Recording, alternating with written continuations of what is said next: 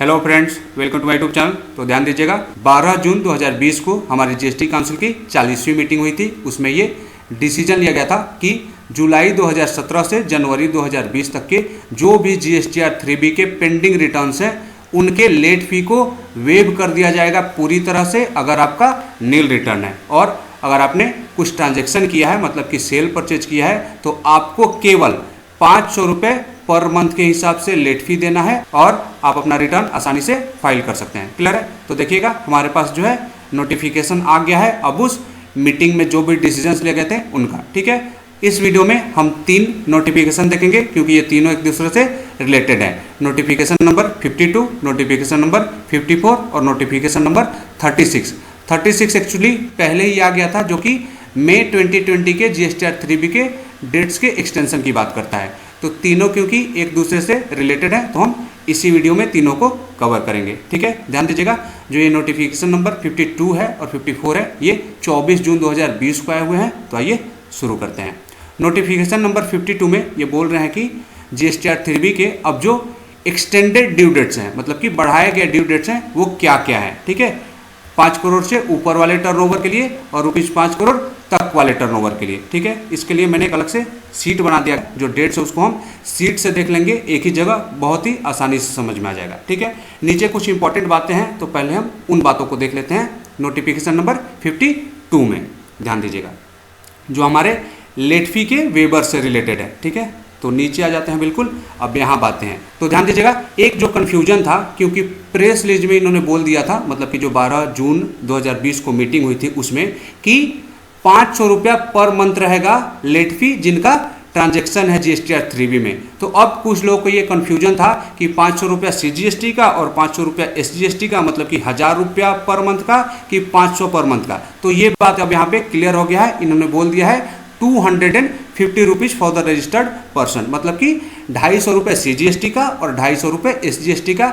मतलब कि अगर आपका ट्रांजैक्शन है तो आपको 500 रुपये पर मंथ से ज़्यादा का लेट फी नहीं लगेगा जुलाई 2017 से जनवरी 2020 तक के जीएसटीआर 3B का। क्लियर है? कंडीशन आप लोगों को याद ही होगा कि वेबर तभी एप्लीकेबल होगा जब आप अपना जो रिटर्न है उसको फाइल कर लेते हैं 1 जुलाई 2020 से 30 सितंबर 2020 के बीच। क्लियर है? दूसरा जो कंफ्यूजन था वो भी ध्यान दीजिएगा, वो भी यहाँ पे क्लियर है। बहुत से लोगों को ये कंफ्यूजन था कि अगर हमारा जो टैक्स का लायबिलिटी है वो हमारे आईटीसी से सेट ऑफ हो जा रहा है, तो फिर उस केस में क्या होगा, हमारा जो है लेट फी लगेगा ये 500 रुपये या फिर नहीं लगेगा। तो आइए इसको पढ़िएगा, देखते हैं क्या बोल रहे हैं। बोल रहे हैं provided also that where the total amount of central tax payable.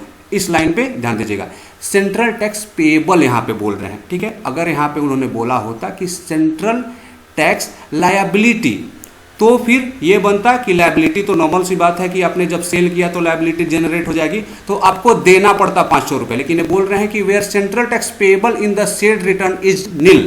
तो पेएबल कब आता है? आपका लायबिलिटी माइनस आपका आईटीसी, अगर उसके बाद कुछ बचता है तो उसको पेएबल बोलते हैं कि उतना देना है। लेकिन अगर आपका लायबिलिटी जो है आपके आईटीसी से पूरी तरह से सेट ऑफ हो जा रहा है तो कुछ भी आपका पेएबल नहीं आएगा। ठीक है, तो उस केस में आपको जो है कुछ भी लेट फी नहीं देना है, मतलब कि ये जो 500 रुपये का भी लेट फी है ये भी नहीं देना है। तो जो 2 बातें थी वो क्लियर हो गई कि जुलाई 2017 से जनवरी 2020 तक के जीएसटीआर 3B का जो लेट फी है वो पूरी तरह से वेव कर दिया जा रहा है अगर आपका नील रिटर्न है, या फिर अगर आपका जो टैक्स पेएबल है वो नील है, मतलब कि कुछ भी आपका टैक्स का देनदारी नहीं बन रहा है। ठीक है, दूसरी बात क्या है कि आपका जो लेट फी है वो 250 रुपये CGST का और 250 रुपये SGST का, मतलब कि 500 रुपये पर मंथ लगेगा, उससे ज़्यादा नहीं लगेगा। क्लियर है? 2 बातें क्लियर। और एक और बात, अपना कंडीशन क्या है कि जुलाई 2017 से जनवरी 2020 तक के जितने भी आपके पेंडिंग जीएसटीआर 3B के रिटर्न्स हैं